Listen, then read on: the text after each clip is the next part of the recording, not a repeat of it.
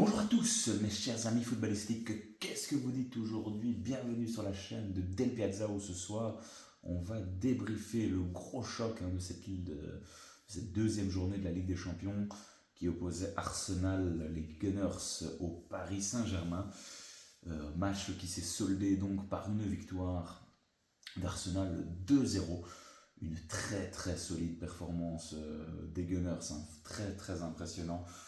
Voilà, on n'est plus devant ce club d'Arsenal duquel on se moquait pendant quelques années en disant que voilà, ce club était un petit peu la risée en première ligue. Enfin, tout le monde aimait bien se moquer d'Arsenal. Mais depuis que Arteta est là, on voit que tout a été métamorphosé.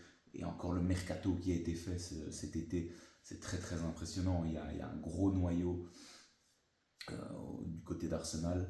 Et même au niveau des supporters, on voit qu'il y a un renouveau, enfin il y a un engouement du côté d'Arsenal et c'est quand même assez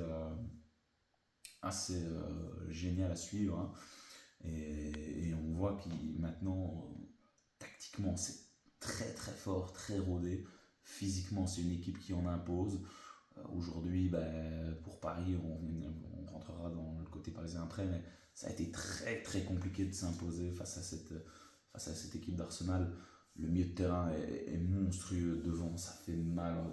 Quand vous avez ce Martinelli et Saka en flèche, et Trossard qui sort une performance aujourd'hui. Je ne le reconnais pas, Trossard. Il paraît qu'il est belge, ce garçon-là. Il paraît qu'il pourrait être sélectionné avec l'équipe nationale. Enfin bon, voilà, j'en rigole un petit peu, mais c'est pas le même coco qu'on a vu à l'Euro, Trossard. Là, je veux dire, quand on le voit jouer comme ça, on se dit quand même que vendredi à la sélection de Domenico Tedesco, il faut qu'il soit appelé, en sachant que De Bruyne et Lukaku normalement ne seront pas là. Petite parenthèse, mais ouais, aujourd'hui, moi, il m'a épaté Trossard. C'est superbe. Et puis, ouais, tout est top dans cette équipe. Le milieu de terrain, Rice, il marche sur l'eau. La défense, Timber, j'adore sa manière de défendre et de directement percuter vers l'avant ce flanc droit, Timber, Saka. Ouais, c'est tellement fort. Je veux dire, que dire de cette équipe. Calafiori aussi qui sort un super match. Calafiori, révélation côté italien au niveau de l'Euro qui fait du bien du côté d'Arsenal, ça se sent. Une fois défenseur central, une fois back gauche. Il apporte vraiment toutes les montées des défenseurs sont toujours à chaque fois pertinentes. Et vous avez un Kai Havertz qui retrouve de belles sensations là devant. Et donc aujourd'hui c'est 2-0, mais ça aurait pu être 3 voire 4-0 parce qu'il y a eu quelques parades quand même intéressantes de Donnarumma. Côté parisien, c'est la soupe à la grimace après une première victoire 1-0, je ne sais plus contre qui exactement, mais ça avait été déjà assez compliqué. Ce soir, face à Arsenal, c'est une défaite. Et encore après derrière le Bayern et Manchester City à aller chercher. Donc ça commence à piquer quand même pour le Paris Saint-Germain, il va falloir se réveiller. Et puis aujourd'hui, il y avait cette fameuse polémique avec Ousmane Dembélé qui a été écarté par Luis Enrique. À tort ou à raison, bon, apparemment il y a eu des problèmes ce week-end après sa sortie face à Rennes. Luis Enrique n'était pas du tout content du rendement de notre ami Ousmane et il a pris la décision de l'écarter. Alors, décision forte quand même, je veux dire, du coach là, je veux dire, parce qu'offensivement, c'est quand même un des gros fers de lance du Paris Saint-Germain. Et ça s'est quand même senti aujourd'hui. Il a été remplacé par Doué.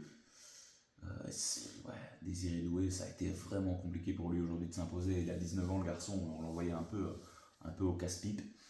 Quand vous voyez qu'on met Lee Kong-jin en attaque, ça manque de neuf. Après, il y avait Colomboigny sur le banc, mais je sais pas si c'est mieux, mais il manque réellement d'un point de fixation là devant Ramos, qui est blessé, donc c'est compliqué. Et là, on voit peut-être il y a quelques manquements dans le noyau parisien. Aujourd'hui, je les ai pas trouvés.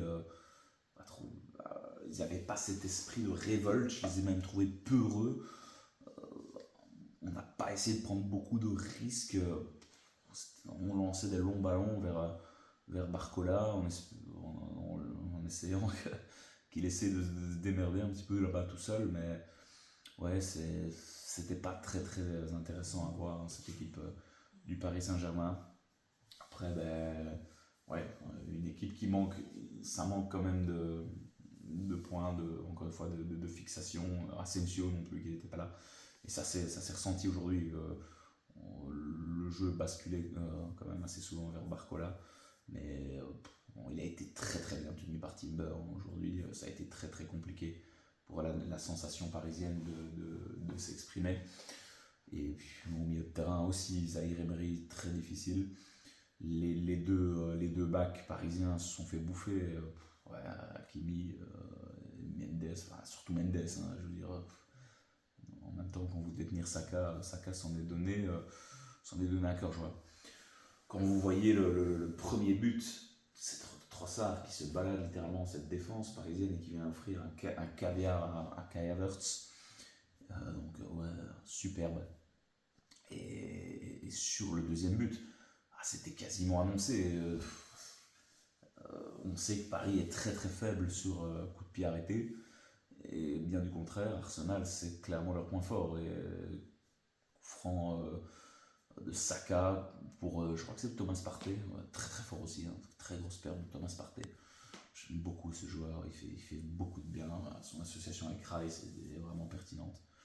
Mais ouais, très très beau coup franc. Et on voit qu'il y a quelque chose de travailler, hein, du côté d'Arsenal au niveau des phases arrêtées. Vraiment, ils se rassemblent tous un petit peu dans un coin et puis pouf, tout le monde part un petit peu de son côté. Et ouais, c'est la zizanie, c'est très très difficile de pouvoir marquer, de devoir faire un marquage individuel. Vous êtes obligé de partir sur un marquage en zone, mais là, ouais, c'est très, très difficile, surtout quand vous êtes déjà dans la difficulté, dans l'impact physique, de pouvoir donner et apporter quelque chose.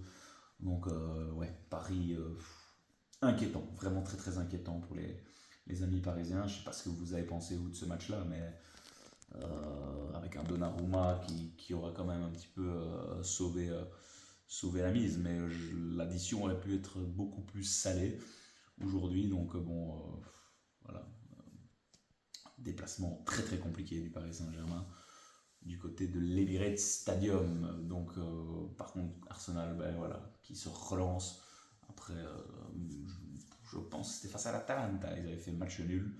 Donc ouais, ce format de Ligue des Champions va tenir encore toutes ses promesses, mais du côté parisien, il va falloir vraiment passer à la vitesse supérieure. Mais le programme est très chargé.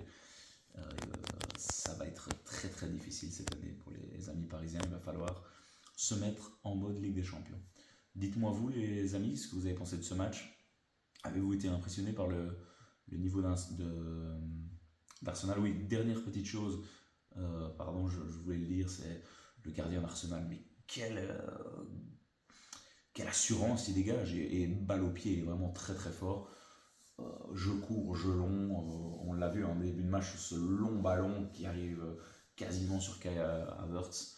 Donc ouais, très très très très belle perf aussi de ce gardien, il est vraiment très très rassurant. Ça avait posé quand même défaut les dernières années Arsenal, mais cette année Arsenal avec Arteta sont quand même assez bien fournis.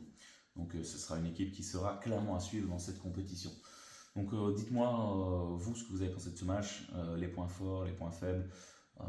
Est-ce que Paris aurait pu faire mieux sans Ousmane Dembélé? Est-ce que l'absence d'Ousmane Dembélé, selon vous, était justifiée? Est-ce qu'on n'aurait quand même pas dû